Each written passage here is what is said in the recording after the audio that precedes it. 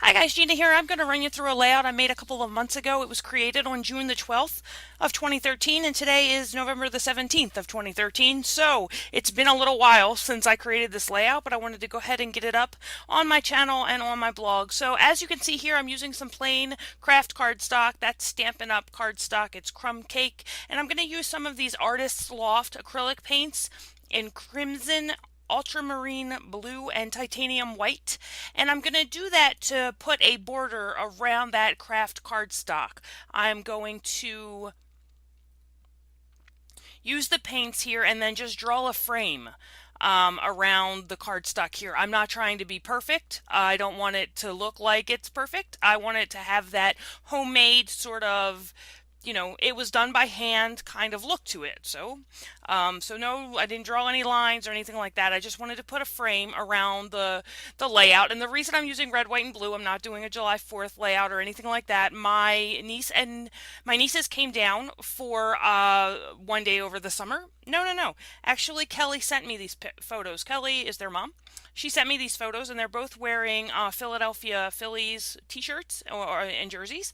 So I decided that because the Phillies colors are red, white, and blue, that I would make this layout red, white, and blue. And the minute that I knew I was going to do that, I had to use these doilies that Erin sent me. Erin's screen name is my favorite color is pink on the message board that I belong to, and she sent me these doilies, and they're fantastic, and you'll see them in a couple minutes. But as soon as I got them, I was like, oh, I have the perfect photos to scrap with them. So as you can see here, I messed up a little bit with my white paint. I dipped my brush in the same water that I rinsed the red paint out of, and then when I dipped my brush back into the white paint, it turned my paint pink.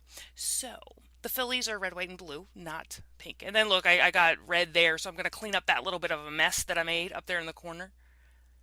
As I said, I'm going for that homemade look. So anyway, I'm going to do this 3 times in the red, in the white, and the blue. As you can see there, I'm just mixing up a little bit more paint. I did water it down a bit, just to give it a little bit of a washed look and not such a harsh, like red and blue. And as you can see, when we get to blue, you'll see my blue is way too watered down.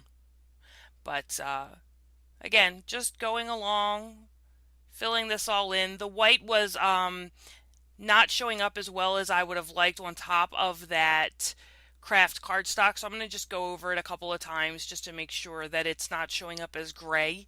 It was looking a little gray to me, so here I'm rinsing the paint out in 1 cup of water and then going over and washing the brush out again in another. So just make sure that I don't want purple, so I don't want to get any of that blue and red mixed going on. And there you can see how my blue is way too watered down. So I just added a little bit more to it, no big deal. Get it thickened up a little bit.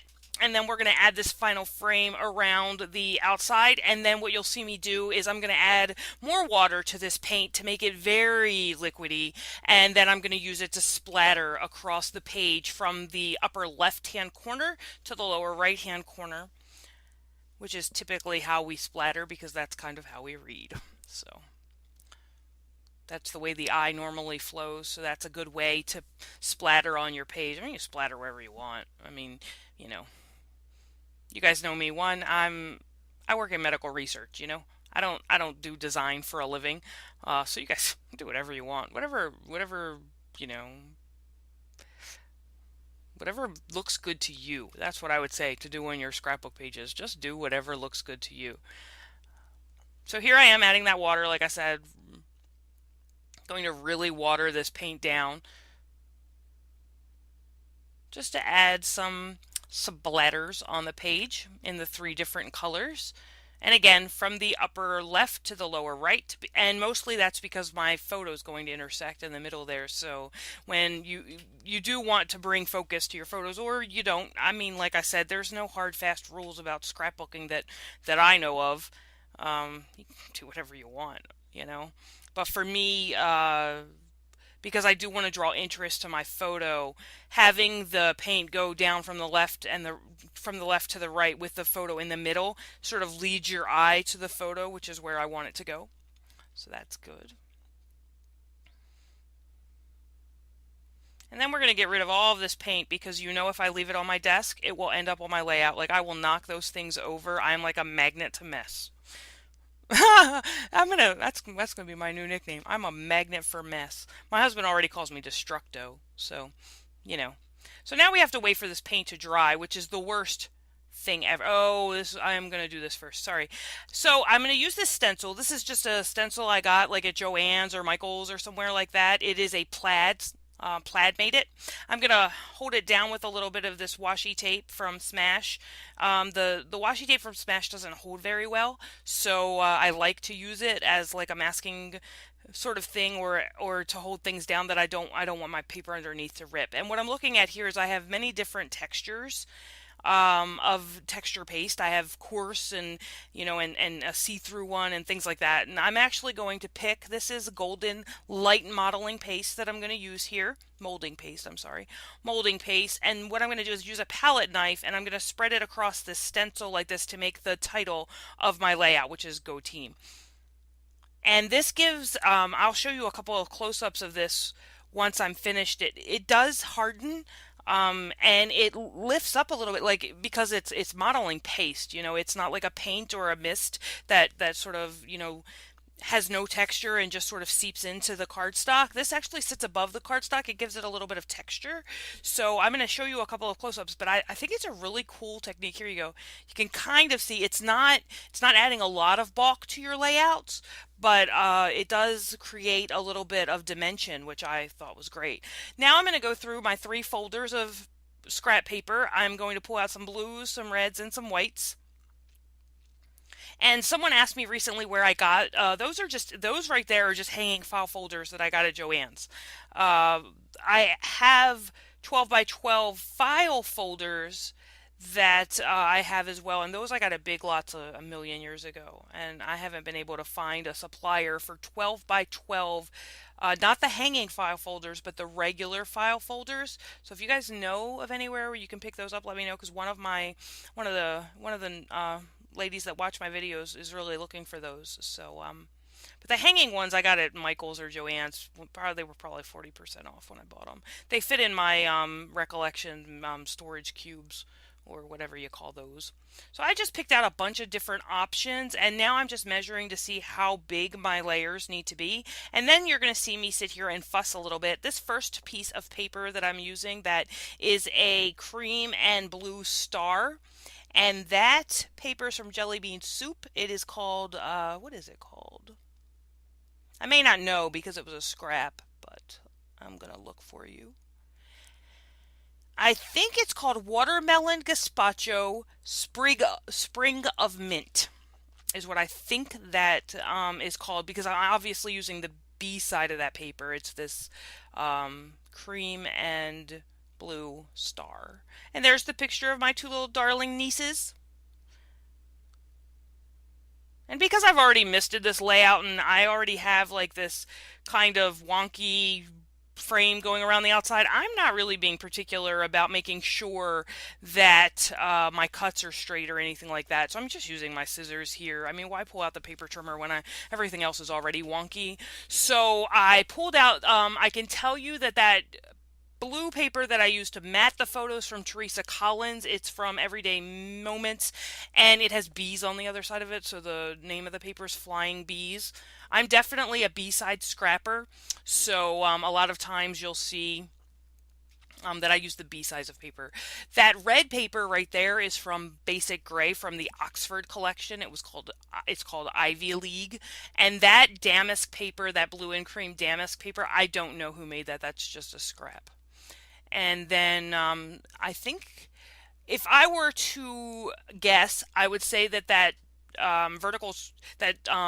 diagonal stripe papers from Echo Park, but I don't know that for sure.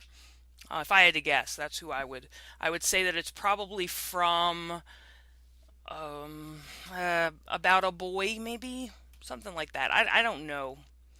Because, like I said, I don't keep track of the manufacturers once they go in my scrap drawer. I just know some of them because they still had their branding strips on them. So I'm going to fuss around with these layers for a little bit and get everything exactly where I want them. I have those white, I I have those white little pieces of paper down the side of that photo, and I'm gonna get rid of that. I'm gonna end up not liking it. But I did take a piece of that dark blue paper that you see up there is one of those natural papers. So I thought it would give a lot of texture to the layout. I mean, these doilies are going to provide a lot of texture. And they're gorgeous. Look at them. Are they not like gorgeous? Thank you, Erin, so much. But I'm actually going to end up covering most of that natural paper up, so you're not going to see a whole lot of it. So there goes that for texture. I covered it all up. So I'm just pasting down my layers here, trimming it all up, and you can work on your layers outside of your background paper. And my background paper was a neutral cardstock. It was just crumb cake craft cardstock, so I knew that I knew exactly where on the page these layers were going to go, and so that is definitely Echo Park paper. Those that red diagonal stripe is definitely Echo Park paper, but I don't remember the collection. When I turned it over, I could tell that it was Echo Park. These are some labels I got in a Studio Calico kit. They're white, red, and blue, which is perfect. But I didn't want them to line up with I didn't want them to line up with the diagonal stripes, the red, because the stripes do not line up. It's Echo Park, it's Studio Calico. They don't line up correctly, and so I didn't want to put them next to each other because I thought it would just mess with my head. So if you couldn't get them lined up, absolutely perfectly, I just was not interested in doing that. So I put them on the outside of that red, and it softened up. It adding a little bit of circles softens up those harsh corners, so that's why I wanted to add them there, and it just brings that red up a little bit more. Now I'm off looking for things to add to the center of these doily flower kind of things that I'm going to make. I'm going to layer the doilies blue red and then add a embellishment in the center, and at first I thought I was going to use these. If you wear, what are those plastic shoes called? Oh my gosh, I can't believe that I cannot believe that I forgot what they're called. That's crazy. Crocs, there we are. It came into my head. So if you wear Crocs, they have those little decorations that you can put on the top of in the little holes that are on the top of the Crocs. And I bought a set of them because they were Philadelphia Phillies, and I thought that I could cut off the backing of that and just use the top as an embellishment. Well, as you can see here, exerting as much force as I possibly can and putting all of my weight behind it, which is significant. No, I'm just kidding. I mean, it is, but, shouldn't say stuff like that. Only positive talk. Anyway, so after putting all the pressure that I could muster on the backing of those things that go on those Crocs, I could not get that back off. So maybe Stu will be able to, but I wasn't able to, and he wasn't home at the time that I was making this layout. So obviously, I just ignored them and then just used these little baseball buttons I had for the center of those flowers. So now I'm going to put my layers finally on my background that is now all dry. And I'm just figuring out where I'm going to put these lovely doilies. And one of them was a brad, which made it really easy because it held the whole thing together. The other two are buttons, and you'll see here in a minute that I'm going to try to string twine through these buttons, and it isn't going to work. The holes in the buttons are so small that, yeah, obviously thread would have went through it, but that needle that's laying there on my desk won't go through the eye of that buttonhole. So twine definitely wasn't going to go through it, and I guess I could have pulled out a smaller needle and pulled out some thread, but at this point I'm disgusted that my what I wanted to do isn't going to work. So I decided, well, to heck with it then. I don't care. I'm not doing it. So I decided to just use glue dots and glue them down, and there's no fabric, there's no thread or anything through those buttonholes, and I don't care. So that's the way it goes. I couldn't get them to string through, so it was just not going to happen.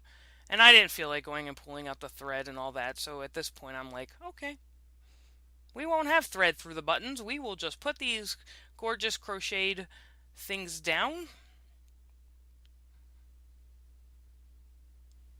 It is always like I always feel like so happy. Like my birthday was a couple weeks ago and I got some cards in the mail and I really need to send out thank you cards, but it was always really like my husband, he's like, "Yo, you got a birthday card from one of your fans." I'm like, "Oh my God, don't do that." But it is so it's just so sweet. I can't believe that people, I'm in airports all the time where not the most considerate people in the world are. And pardon me, getting all choked up. Um, so it's really nice that, people take the time. Makes me feel all happy. I'm taking some recollections. This is recollections B what do they call that stuff? It's adhesive rhinestones, and it's already on a strip like that, so I just used it at the top and the bottom. I mean, it is a girl's layout anyway, so after all, so just put a little bit of bling in there. I'm using a couple more of those labels where I'm actually going to put the date and a little stamp that says the best. I thought I was going to add a little bit more of that diagonal stripe paper on the side there and then decided against it. I'm going to use this Studio Calico stamp there. I thought I was. I decided to use my label maker. How about that? And I do something silly here. You can see it like if you're looking at the layout in person, but you cannot see it on this video. I am typing out the word summer and the year 2013 on clear tape for the label maker. So and then I'm gonna put it down on this white label. So obviously on camera there's not enough contrast for you guys to see that. So trust me though, in real life you can see it. It's there. It's a summer 2013. And then I am gonna pull out and then I do it because I had nothing to put on this label on the bottom. I'm not doing any journaling on this layout. I mean, it's obvious what's going on. So I just using that label maker again, I just typed out the girl's initials. So it says C and G or GNC. GNC. Not the name of the health food store. But now I'm going to start calling them. You know how I call Madison and Mason my M&Ms? Well, now Grace and Casey are going to be GNC. They're my GNC. They're good for my health. Oh, I have to make a layout with that now. In 50 years, when they go out of business, if they go out of, they might go out of business. Nobody will understand why I called them GNC, but or said that they're good for my health. So I am using a couple of label stickers just to add a little bit more details. One of them says find joy in the little things. The other one says teammates. And these are jelly bean soup pea pods, I think they're called. One of those, some of those labels are from Soup Labels, and the other one's from this pea pod collection, which I cannot find, obviously. It's Game Day Chili Pea Pod Parts, is what they're called.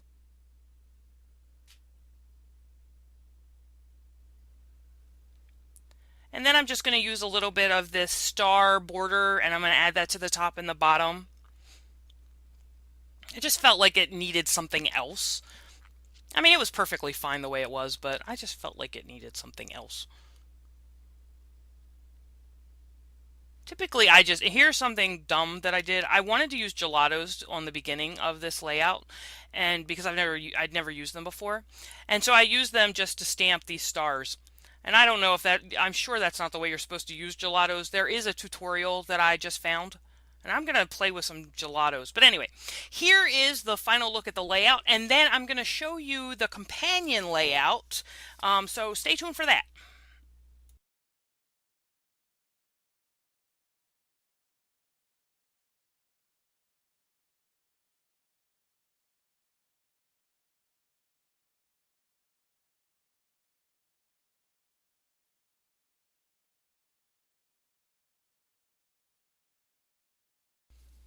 So guys, I just wanted to give you a look at the companion layout that went with that. I didn't do a process video for this layout, but as you could tell on the other one, the Go Team layout, everything is very layered and together, and this is more of a spread out kind of layout.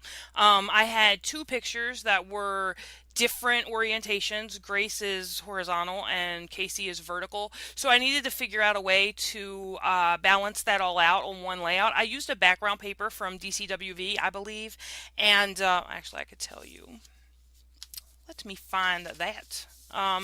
But this one's called Philly Fanatics, and I know that Fanatics is spelt incorrectly. That's the way we spell it in Philly. We don't spell it with an F, we spell it with a PH. The